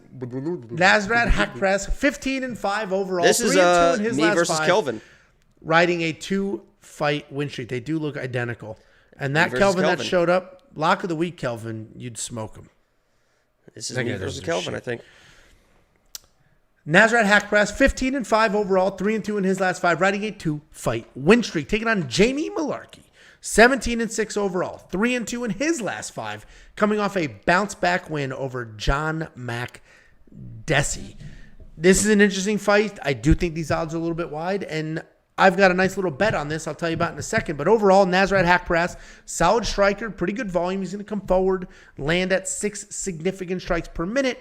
Very good takedown defense as well at 78%. He's got takedown offense just chilling in his pocket. He doesn't really use it nearly as much as he should.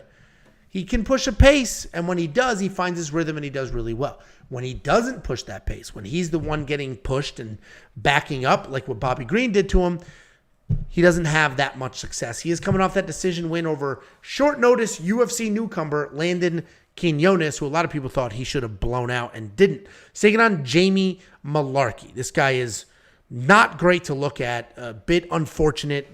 Dealt a pretty bad hand with the facial features, the eyebrow situation, the hair color, and all of that. But skill-wise, he's pretty well-rounded. He can wrestle. He's got a little more than 2 takedowns per fight average. He can strike with 2 knockouts in his UFC career.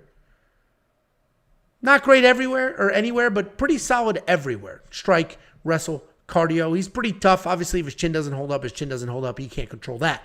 But he's pretty tough. He'll come forward, and he'll actually bring the fight to you. He is primarily a grappler. He started his career as a grappler. He evolved into sort of a busy striker these last couple of years, and he did just get a win over John Makdessi, who, yes, is old, but John Makdessi is a pretty good technical guy, and Jamie Mullarkey sort of gave him everything in that fight. I don't think Nasrat's that good. A few years ago, he was supposed to be like this big prospect. I don't think he's that good.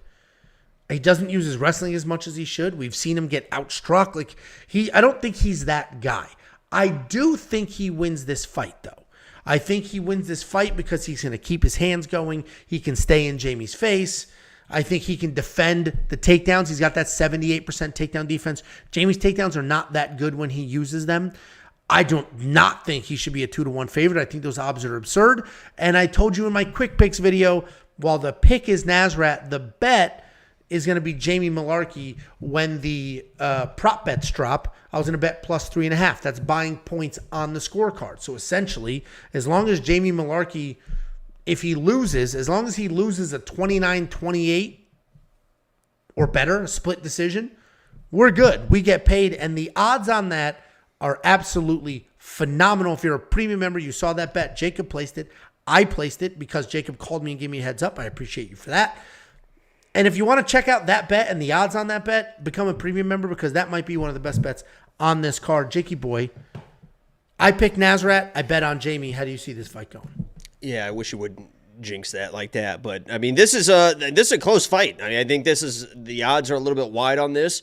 The odds tell you that it's going to be a decision fight. And in a decision fight with these two, it seems like it's going to be a back-and-forth affair. I mean, Jamie Mullarkey is not a guy. I mean, this guy, look at this guy. He's not a fucking pussy. I mean, this guy's not a fucking pussy. This guy will get in your face. He's going to grind you. Even if Jamie Mullarkey, let's say that he wins his fight easily and he gets rebooked in February, and let's say he gets rebooked in February against a super heavyweight, somebody maybe like a former sumo wrestler that comes in with his thong bikini and tries to just lay on him and be fat and just out wrestle him in February. Jamie Mullarkey is one of those guys that's tough enough to just absolutely smoke a guy like that, somebody that is 3, 4, 5 times as big as him with no discernible skills except for just being big. That's how good Jamie Mullarkey is. Wow. I think he is the faster striker in this matchup as far as like not in the pocket throwing combinations because that's where he kind of like hangs out and he gets in trouble a little bit. But as far as like fighting from the outside and throwing shots down the middle, I think he's fast. He's got a really nice step in jab. But the biggest issue here is Nasrat going to correct the leg kicks? Last fight, he was getting eaten alive with the leg kicks, and he was able to out-tough that situation. Actually, he showed a lot of toughness in that fight, was able to out-dog and win that decision. But he was getting chewed up. And one of Jamie Mullarkey's best strikes is a really heavy calf kick from the outside. He doesn't throw little light calf kicks. He throws really heavy shots. So if Nasrat has not fixed that issue, if he has not corrected that issue, he's going to get chewed up again. I think the power advantage goes to Jamie. I think the wrestling goes to Jamie. I think he's going to mix in a takedown or two against a guy like Nasrat, throw him off. And I don't think Nasrat has the power to affect a guy like Jamie. Even when Jamie's hurt, he still will kind of dog it out. And people will be like, oh, he got dropped by Makdessi in his last fight. That was more of like he got hit and was kind of pushed as well, and he popped right back. I don't think he was ever really hurt at all. So I think Jamie's chin is a little bit underrated. I think that's a lot of people give him shit for like he doesn't have a chin. He's not very good. This dude's good, man. He's a good boxer, good combination. He does get hit, but when he gets hit, he loves it, man. And he will get in there and brawl and fight. I think it's a back and forth fight, but I like Jamie to mix in a couple takedowns and maybe even find a finish. When he lands, man, he throws a lot of shit into a lot of his punches, man. He throws hard sometimes, and I think he's going to land and find a finish. Yeah, I agree with a lot of that stuff, but he doesn't have a chin. Jalen Turner knocked him out. Naimov knocked him out. Jalen Turner. Muhammad Naimov knocked him out. Naimov's got fucking wild power as well. John Makdessi almost knocked him out. Didn't even come Brad close Riddell to knocking lit him him up. I mean, hurt Alexander at all. Volkanovski knocked him out. I mean, come on. Luke Kudabig knocked him out. Like, let's relax. Like, you get onto these net. Let's relax. He can be a good fighter without a great chin. That's an okay thing. He's got a fine chin. It's a good-looking chin, too. Okay. Now I hope he gets knocked out. F my bet. Now I hope he gets knocked out to prove a point. What a joke. Oh, my God. The dog is taking a shit right behind you. I swear. But he doesn't poop in the house. He's well-trained. He went to school. I wouldn't. If I just wish, like, if there's a time machine built, I'm going to go back in time for that moment and just try to make it so he does just immediately start taking a shit right after you said that because I would have started dying laughing. Dude, you know what's crazy? We came home. So the little one, we put him in a cage. Enough with the side. Can we stay on the fucking fights? I'm tired of you railroading this whole podcast. We put him in a cage, and then Scout just roams the house. He's old, and he's an annoying dog, but he's not gonna have an accident or anything like that. I go to the airport to pick up my mother. I come back. We get the girls from school. We come home. It's probably 2-hour something round trip. In the media room where we watch the fights. Is this gonna be funny or interesting? It's probably going to be neither. In the media room where we watch the fights, we removed the closet. We put in a new bar area with a couple of shelves. You watch Bob? And I'm gonna load it up with movie candy. Load it up. You used to come to the old house. We had movie candy, right? That was the thing. We would watch the fights. Grab I'm not really Sour Patch. If you look at my Instagram, I'm not really a candy eater. Okay. Anyway, I bought literally $100 worth of little movie candies. And I didn't put them on the shelves yet because they just stained the shelves today, so I was letting them dry. I left them on the couch like an idiot. And the dog ate them. Here we go. Wow. The M&Ms. Oh. And I didn't know he ate them until I was in my office updating this for this stream tonight. And all of a sudden I see the new dog licking something on the floor, and I look, and it's a pile of like chocolate mush. And I was like, what the fuck? Where did he get this? So then I get him out of here. I clean it all up. And then I'm like, where did he get chocolate? And then I'm like, oh my God, there's boxes of chocolate just sitting upstairs. I go upstairs. There's just holes chewed out of all these boxes of M&Ms. Ate all the chocolate. So Scout ate it all and just threw it all up. You know, if you were on Kill Tony, which is already started, I want to wrap this up to get to watching that. Tony would tell you got to cut out the fluff on that. When you're telling stories, when you're trying to set stuff up, there was a lot of fluff in there. And you got to cut that stuff out to make it a little bit more entertaining. I'll work on it. When I look at you, I want to cut out my eyes.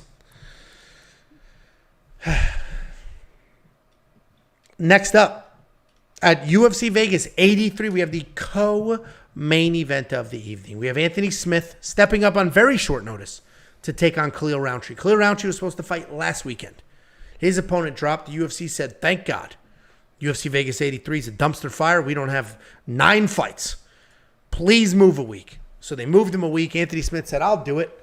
I could use the paycheck. So we have Anthony Smith taking on Khalil Rountree in the co-main event of a fight night, and a fight that wasn't even on the books at all. But this is still an interesting fight nonetheless. Anthony Smith, 37-18 overall. Former title challenger. 3-2 in his last 5. He's coming on that controversial win over Ryan Spann. He's taking on Khalil Rountree, 12-5 overall, 4-1 in his last 5, riding a 4-fight win streak. And the reason this is interesting because these are both primarily strikers. Anthony Smith, his best days are probably behind him, but he is still an aggressive striker with good hands, good kicks, and good jiu-jitsu. His wrestling's not amazing. He did take down Glover in that grappling match, but his wrestling's not amazing, but he's insanely tough. Insanely tough. This guy will never quit. He's not going to give up. We watched his teeth come out of his mouth. He continued the fight. But he is at a weird point in his career. He's working on his analyst career. He's working on the front of the camera type stuff, not the in the cage type stuff. But he did step up on short notice. We've seen some weird mental lapses, like when he fought Johnny Walker and he was yelling at him.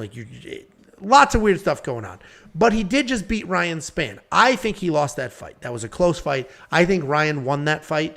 But Anthony Smith was in that with one of the bigger guys in the division, stayed tough, had some moments of success. Taking on Khalil Rountree. This guy's a Muay Thai striker, tons of power, insanely fast. He can knock anybody out as long as he's the one coming forward. If you pressure him, you back him up, he's not as dangerous as he is when he's coming forward. Doesn't really have much offensive wrestling. Has exactly 0 takedowns in the UFC, but his takedown defense is okay. It's 56% on paper, but if you watch the fights, you watch the scrambles, it's actually pretty solid. He is riding that 4-fight win streak, the most recent one being a knockout over former heavyweight Chris Dawkins.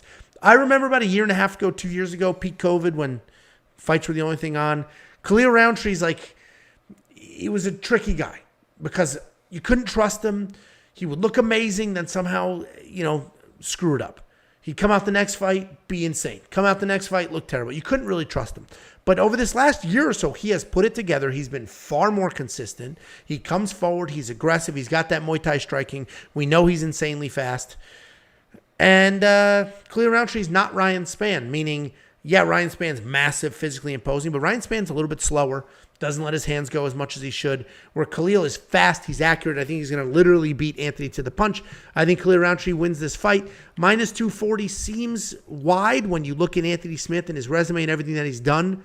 But I still think Khalil Rountree is going to get this win, and I'm looking forward to him on a 5-fight win streak because he can be a little more dangerous. What do you think, Jakey boy?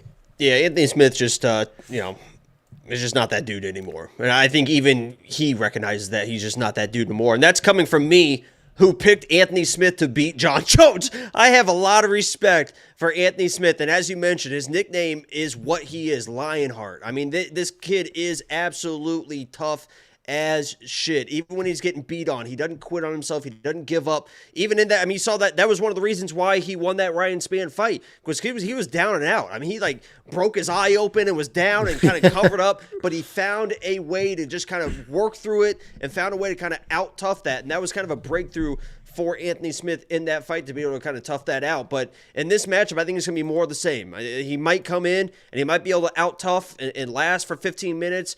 But Khalil, to his credit, you mentioned it, he is improving.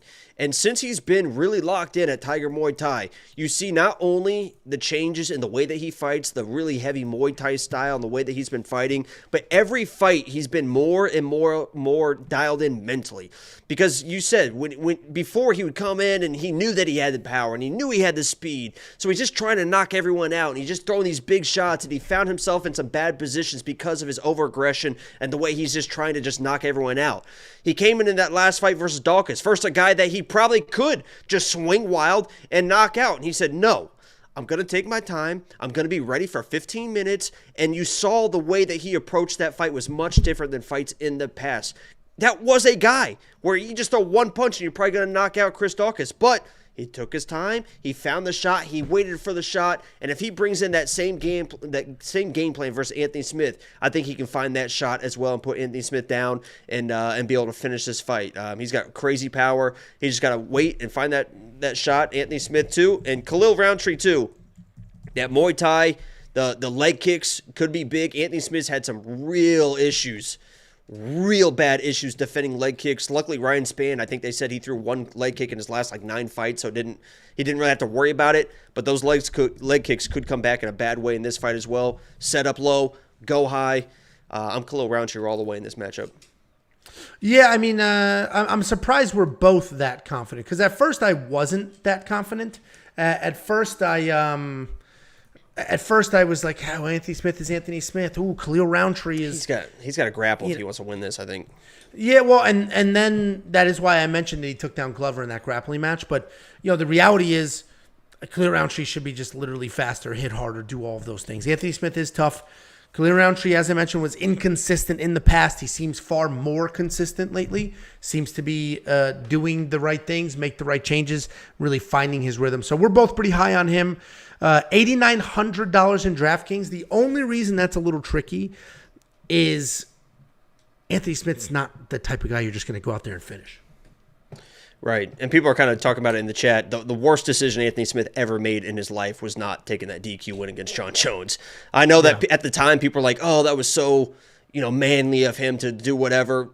Who gives a fuck, man? This is about supporting you and your family and everything. You would have got a rematch, and that was the worst decision he's probably ever made. And I wonder if he regrets that, but I don't know if you asked me the question or not. Yeah, I'm sure I did. Oh, one thing I did want to mention too was that fight against Dawkins, against Khalil Rountree was... I'm glad that we saw it, because I think the game plan for Dawkins was he wanted to try and wrestle Khalil, and he actually had a pretty good entry on a single leg against Khalil, and that's a big dude that somewhat knows how to wrestle, a former heavyweight that got pretty deep on a single leg, and Khalil defended it pretty well. So at least I was able to see that before the Anthony Smith fight, because I think Anthony needs to offensive wrestle and grapple to win this, and I don't think he's going to be able to. Yeah, no, Angelo looks like an unpeeled potato.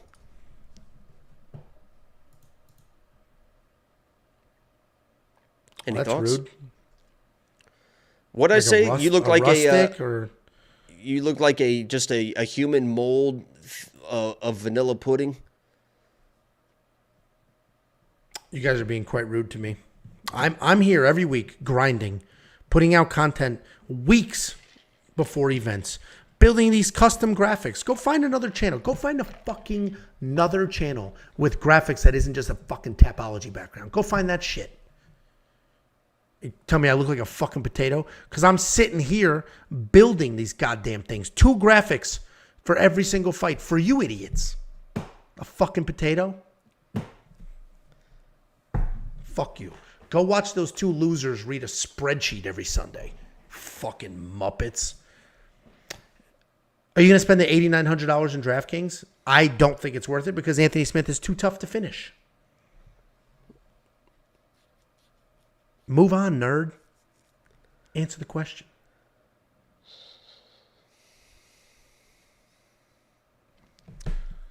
Pussy. Next up, At UFC Vegas 83, we have Yadong Song taking on Chris Gutierrez.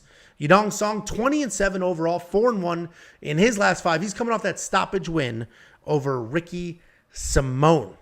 He's taking on Chris Gutierrez, fellow striker. 20-4 overall, 4-1 in his last 5. He's coming off that dominant win over Aletang Haley. This is an interesting fight. The line sort of, I don't want to say took off and went from 255 to 350. Nothing crazy. But the line widened a bit, and I get it, because Song Yadong's a very technical striker. He moves really well. He hits really hard. He's fast. He's athletic. He's a little bit hittable himself, but not outrageously so. He does absorb 4 significant strikes per minute. He throws everything with power. That can leave him open for takedowns, but it doesn't prevent him from doing what he wants to do. He just fought Ricky Simone, one of the more aggressive wrestlers in the division. That didn't stop Yadong from throwing shots, from planting his feet, from trying to make something happen. He wasn't worried. We see a lot of people fight these really good wrestlers that are just a little, I don't want to throw because I need to be here to defend the takedown. That wasn't him. He's a young guy. He's 20-7. 7 is a lot of losses for a prospect. It just is. But if you go through those 7 losses, they're pretty quality. At least the last couple have been quality losses. He's improving at an incredible rate. He's a young guy at 26 years old.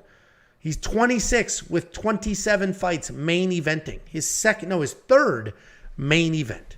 Point being, Song Yadong is a very talented, dangerous striker. He can wrestle as well. He is that team alpha male, so you know he's getting those good looks. He's taking on Chris Gutierrez. This guy's also a pretty good kickboxer. He's got great low kicks, good cage control, nice volume at 5 significant strikes per minute. He wants to light up your legs, remove all of that, and then he'll come start working his way to the top, try to put you out. He does have good takedown defense at 71%. That sort of gives him the freedom to do what he wants to do. But the reality is, I don't think it's going to be enough. Yeah, Chris Gutierrez, if he gets those leg kicks going and he really starts pumping those out there and lights up Yadong's legs, we could see something interesting.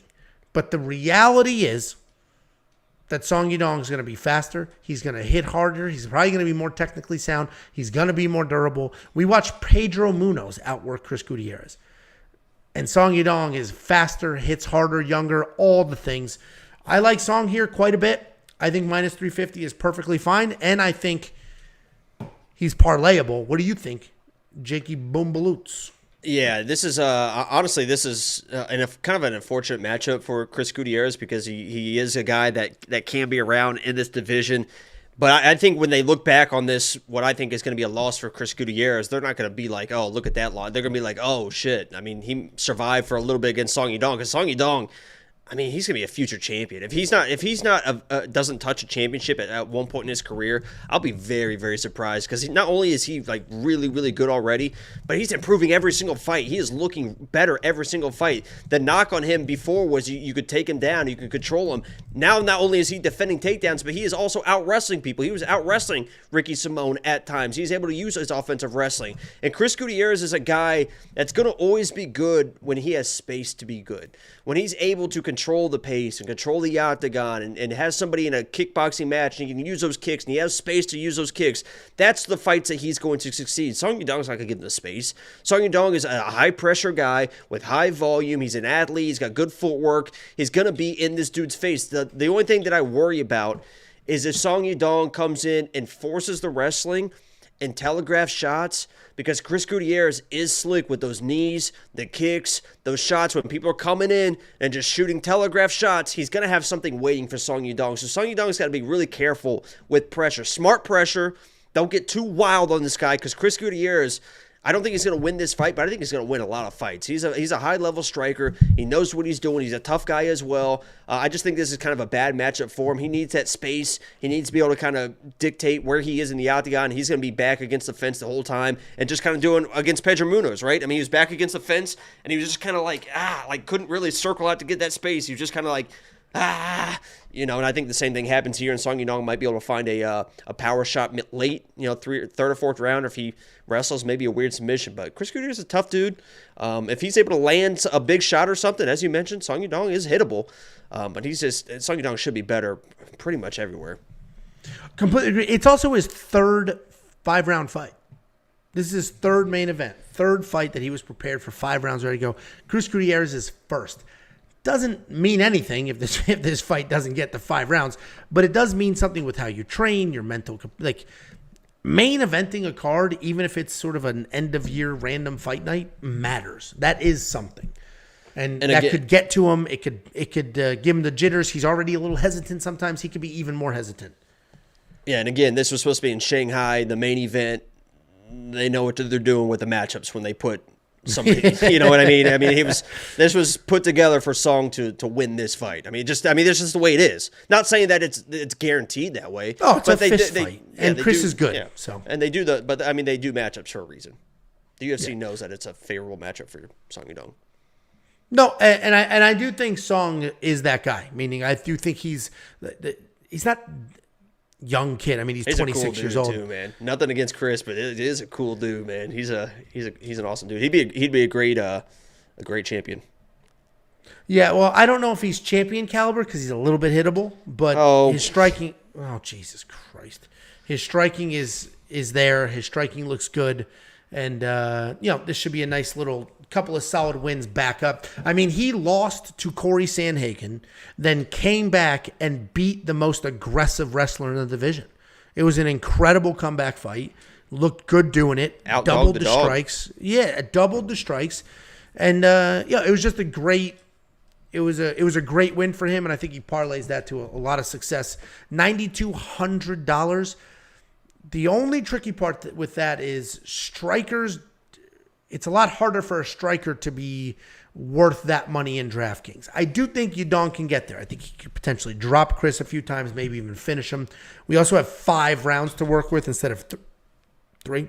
But we're not going to get a lot of 5-point takedowns or anything. That's no control. But has a heartburn, huh? What happened? It sounds like you're talking like this. No, I had the hiccups. I bet that what it is. I bet that's what it is. Stomach's growling, huh? We had barbecue for dinner. It is not growling. Jesus Christ. What was I going to say? Oh, I think Song's going to mix in a takedown every round. I honestly do. I think he's going to mix in the grappling. Maybe wait to the late rounds just to solidify rounds, just to make sure he's winning rounds. But I think he mixes in a takedown around. At least attempt. Yeah, I don't. We'll see what happens. I mean, I think he's that good. So we'll see. We'll see what the game plan is, how he looks. I do think I'm going to spend the $9,200. Are you going to do that as well? I would assume yes. I think Chris Gutierrez is Factory X. Cool. Well, that answered my question. Well, I think that you have. He is Factory X, which last week was.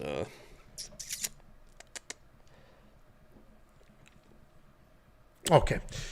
Well, guys, Cody Brundage is also Factory X, is what I was alluding to. Wow. Okay. And they teach the Donkey Kong Slam, like that's a move in the gym. So they say get yourself into a triangle. First trip, then get yourself into a triangle, then pick it up. That's the sequence they trained? Sour grapes, Angelo. Guys, don't forget about our $1,000 giveaway. $1,000. This is not a joke. This is not tricky. It is free to enter. Literally, the only thing you need to do, you're watching this right now. Just click subscribe. Like the video and fucking subscribe. What are you doing? I mean, honestly, what are we doing? If you haven't liked the video, what are you doing? And if you haven't subscribed, I don't know what we can prove to you at this point if you haven't subscribed. You sat here and you watched the whole goddamn thing.